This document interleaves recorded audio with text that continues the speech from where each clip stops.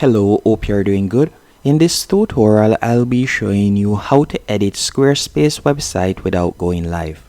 For example, let's say I would like to edit this website. All I would need to do is tap on go to website. After you have done that, once you're on your website, you're going to tap on edit in the top left hand corner. Once you have tapped on edit, from here you'll be able to start making changes. For example, if you would like to edit the site header, you can do that by tapping on edit site header. From here you can choose to either add elements by tapping on add elements. From there, if you would like to add a button, you can do that.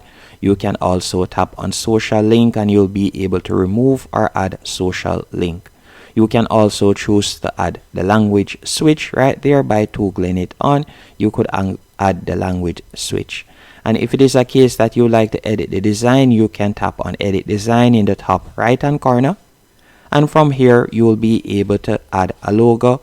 You can change the logo design. You can also scroll down. You can add a drop down shadow and so on. And if it is a case that you would like to change the color, you can do that. Once you're finished editing that section, all you'll need to do is scroll down, and if you like to change the text, you can do that. So let's say we like to change the text right here. I can simply select the text that is currently there, and then I can type out whatever text I would like to add. As you can see right here, it is as easy as that, as you can see there. And if it is a case that you would like to make it clickable, you can simply select the text, then tap on the link icon, and from here you could put in your link. And another thing that you can also do, let's say for example you would like to add a block, you can do that by tapping on add block in the top left hand corner. From here you can choose to add either a text or a button. Let's say for example I would like to add a button. I could tap on button, then from there I could drag and place the button where I want to put it. After you have placed the button there, you could tap on the pencil icon, and from here you could attach a link that you would like to redirect persons to. So you could tap on attach link and you could paste in the link, or you can select one of the internal pages. After selecting what you'd like to redirect persons to, you can also edit the text right here, and you can also tap on design and you could make changes to the design.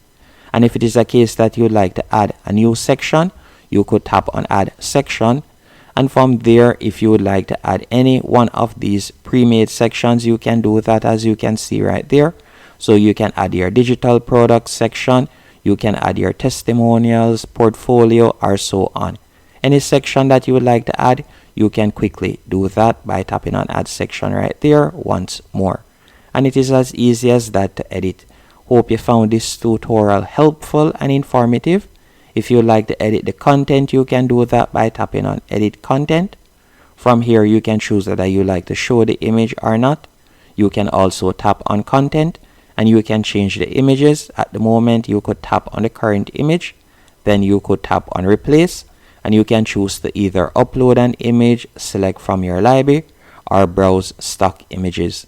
Let's say I would like to change the image to this one. I can tap on it, then tap on add image, and you'll realize that the image has now changed.